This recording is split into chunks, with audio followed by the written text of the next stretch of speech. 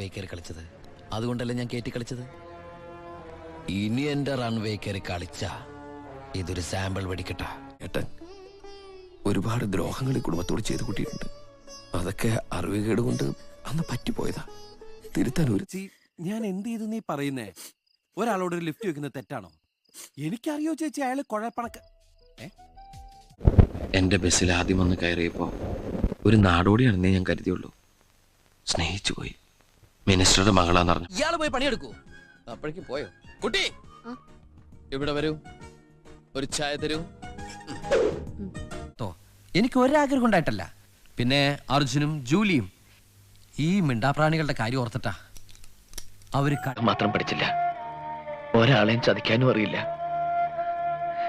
അറിയാമായിരുന്നെങ്കിൽ എനിക്ക്. കീഴടങ്ങാൻ വന്നതാ. പിടിച്ച് നാട്ടുകാരുടെ മുമ്പിലേക്ക് ഇട്ട് കൊടുത്തു. വിഗ്രഹം ഒളിപ്പിച്ചിരിക്കണ എവിടെയാണെന്ന്. എന്നെ തള്ളി പറഞ്ഞ എന്റെ അച്ഛനും അമ്മയോ. ഞാൻ ആണും പെണ്ണും കിട്ടവനെന്ന് തുറക്കാരി പറഞ്ഞപ്പോ നാവനക്കഥ മാറിയെന്ന് മാലുവോ?